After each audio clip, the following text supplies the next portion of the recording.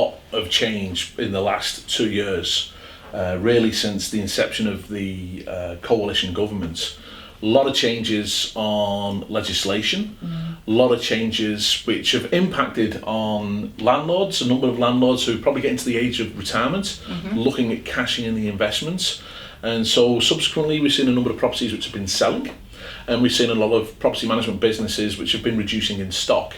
Now typically that's not good news for the property management business. However, what has happened is that as we've seen a reduction in stock, we've seen rents increase because of the shortage of stock. Like in some places, like where I live in Wellington, we've seen in the last 12 months rents increase by as much as 10%. Christchurch, which has been what we've seen has been quite stagnant for some time.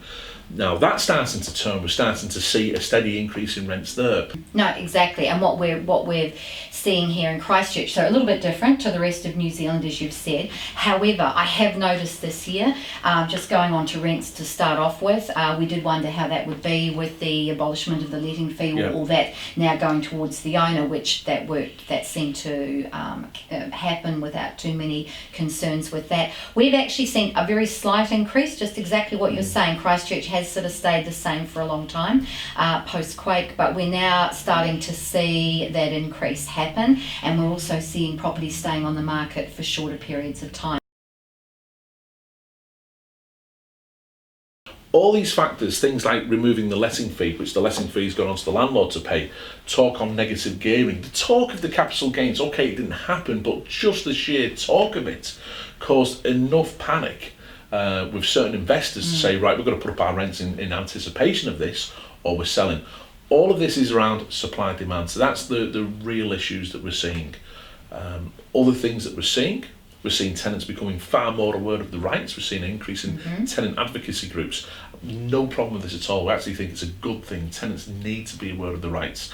In some cases they're paying really high rents for a second-hand product. A very substandard and product. Sometimes a substandard product as well. And so they have the rights to live in a warm, dry home.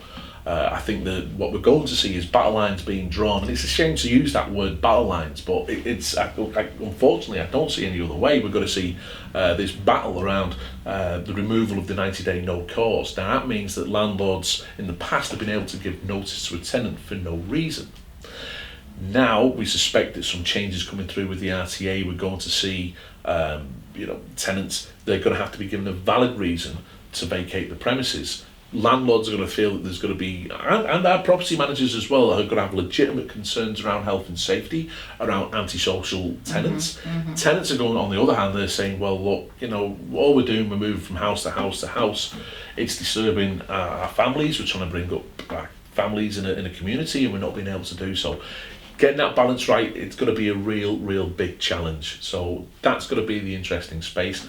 Clearly as well, healthy homes as well, making sure that landlords understand what the responsibilities are in terms of the healthy homes, and making sure that we're getting the houses ready for when that comes into effect. And really the date we should be looking for is the 1st of July 2021.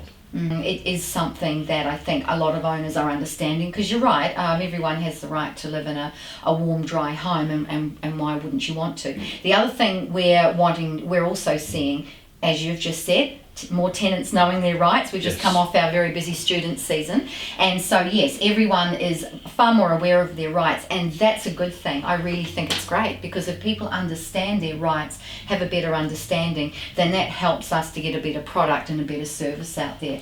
Totally pushing, the other big thing of course happening is totally pushing towards regulation of this industry. I know Whittle and Boatwood, we were one of the first people to put our hands up to support this, and I think like you. I mean, the ironic thing there is, you get certain factions which are saying, look, this is just a Ryan's initiative, it's only Real Estate Institute, we're only going to be hiring property managers which aren't associated with the Real Estate Institute. It's absolute rubbish. Just the sheer numbers, there's got to be bad property managers who are members of all different types of organisations. Now, in essence, we do compete a little bit with the Real Estate Institute in terms of getting people qualified, getting property managers qualified, but we're right behind them 100% on this. They're absolutely right to challenge the government. This industry does need to be regulated. The level of service, and it goes back to 2008 when it was left out of when the REA came into effect. And then anyone could charge a letting fee. So we've just seen an explosion of property management companies, and when you get so many property management companies, you've got to get inconsistencies on the level of service. Now, regulation is not going to be a silver bullet which will solve every single problem, but it is a step and it's bigger than our industry. It's about making sure that New Zealand's a better place to live. Absolutely. As a person who came here in 2005 from Sydney, and having started my property management career there, I was absolutely shocked when I came here and saw how poor things were, and that there were so many people operating in an industry and doing all sorts of things, and there was no regulation. There was some regulation then, but it wasn't very tight. And then of course 2008 that was removed entirely, and unfortunately there's a downside for tenants when you don't have a regulated industry, and certainly for owners, and that's not fair for any party. And what you see is that now we've got about a third of the population. I mean, we've got home ownership at the lowest level since the 1950s.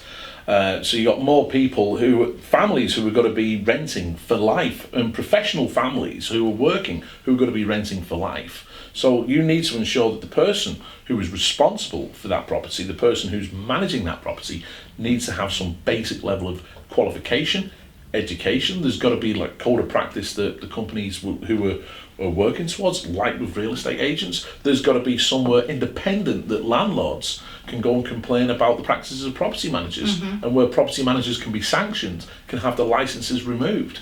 That is what is required. It's to me, it's an absolute no-brainer. It's absolute common sense, and it needs to be done. It needs to happen.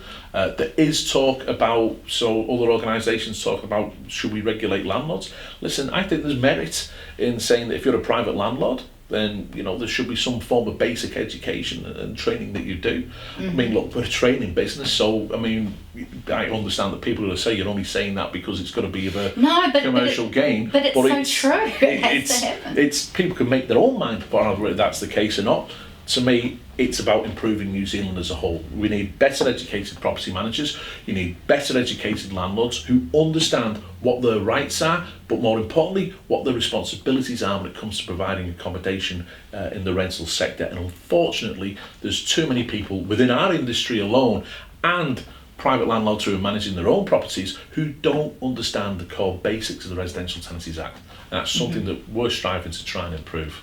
No, I agree, and we hear this all the time, particularly from other tenants coming in from be it other property management companies or from private landlords, and all the things that people make up. The idea that you can write it into a tenancy agreement and have someone sign it, meaning that will happen, isn't right. And I think the more that people understand their rights, the better, or the industry will then start to improve. And so we do need to we need a push, we need to start, we need to do something. You're right, regulation's not the total thing.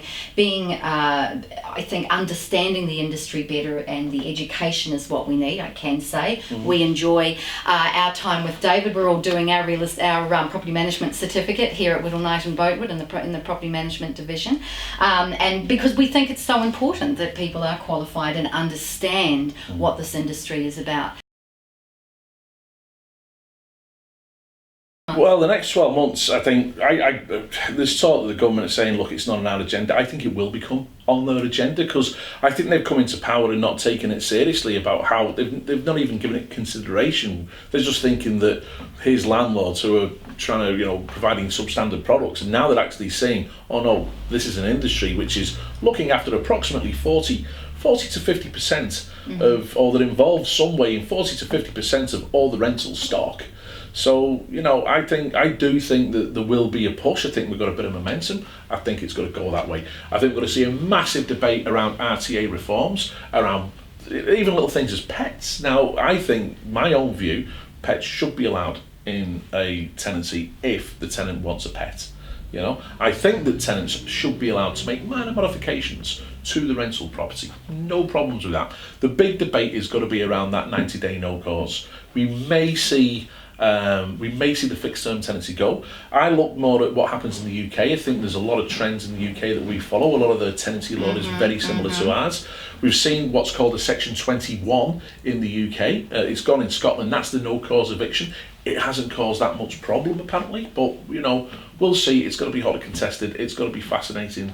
It's a fascinating space to be in. It really is. I also think we're going to see, a more of concerted effort from property management companies, making sure that all their stock is compliant with the Healthy Homes Guarantee Bill. I do think some companies were asleep at the wheel when it came to insulation. I think some companies left it alone for the landlords to do. Landlords have left it to the very last minute. Subsequently, we've had issues with getting all these houses done.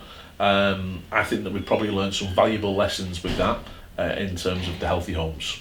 No, I think that's exactly right. There's going to be a lot of change over the next 12 months. Another trend I meant to say that we did see, particularly with the student season we've gone through, and it comes back to the healthy homes, is that tenants want really modern, warm properties. The newer the better, the closer to the university the better. And that's definitely what people are wanting, and it just comes back to everything else. Old, cold, not really what they're looking for anymore. And they're asking questions now, aren't they? Yeah. Everywhere I go, it's not just here, it's everywhere I go. I'm hearing that the tenants, they're asking questions. We've had issues with Privacy Act and privacy laws. They're asking, do I need to... So they're very aware, and they're not afraid to exercise... the rights. Which is fine, because as an agency, if you specialise in property management, this is everything you're meant to know. So none of this is a problem because you're experienced and you know what you need to do. Obviously, it's an issue if you really don't know what you're doing. And so that's why I think for people want to feel confident that they're dealing with people who understand not just the Act, but everything that goes with it, and have that depth of experience. So, interesting 12 months ahead, I think. Hugely interesting. Okay. Hugely interesting. Thanks, David, for today. It's okay. Always a pleasure. Love coming down to Christchurch. Thank you. Thanks, everybody. Thanks.